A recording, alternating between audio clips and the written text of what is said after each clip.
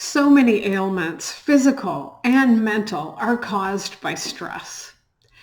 Who doesn't have stress? We all do. And especially now with COVID, it's increased because we can't do the things we used to do. And everywhere we turn, we are told we can't do this and we can't do that. And it's really frustrating. So in the process of trying to learn new things during COVID, I watched a webinar, and Florence Williams, who is an author of a book called The Nature Fix, Why Nature Makes Us Happier, Healthier, and More Creative, she was the guest speaker at a webinar by the Nature Conservancy. I was so impressed with her and her research that I went out and downloaded the book right away.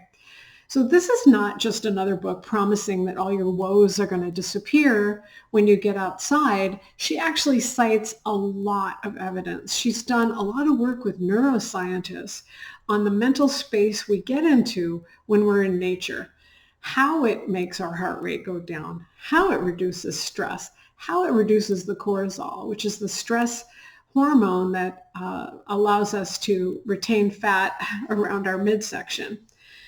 Another thing she said that was really interesting is if we're walking with earbuds in and we're listening to a conversation, a podcast, or a conference call, you're not going to get the same effects. You might get your 10,000 steps in, but you're not going to get the same effects as if you are alone in nature.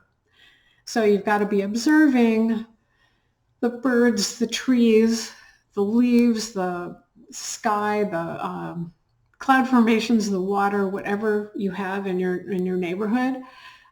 Tests were done showing the difference between urban walks and suburban and rural walks, and the reduction in stress is a lot greater when you're totally out in a wild space, which we probably already knew, but the evidence is there. The evidence is spelled out in this book. So why should you care as a leader?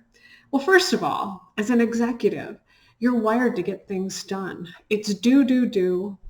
Check things off your list all day long. You need to set an example for your own work-life balance, your own mental health, your own physical health. You have to set an example for your people. The first step is to take care of yourself by learning some easy things you can do. And nothing can be easier than going for a walk. You don't need equipment. You can do it at any time. I see people all the time out my window taking walks at lunchtime, walks in the morning, walks at night. It's something we all can do. One practice that I'm incorporating every day to start appreciating nature more is to focus on one new thing each day. So yesterday I woke up, saw our Japanese maple tree loaded with water droplets, and it looked so beautiful. I took a picture. Today I noticed a possum haw holly, which is a native holly to Texas, and it was loaded with red berries. So I'm just trying to notice things more and appreciate them more, which I do think helps me lower my stress, and it's a great way to kick off the day. So what works for you? How do you reduce your stress and anxiety?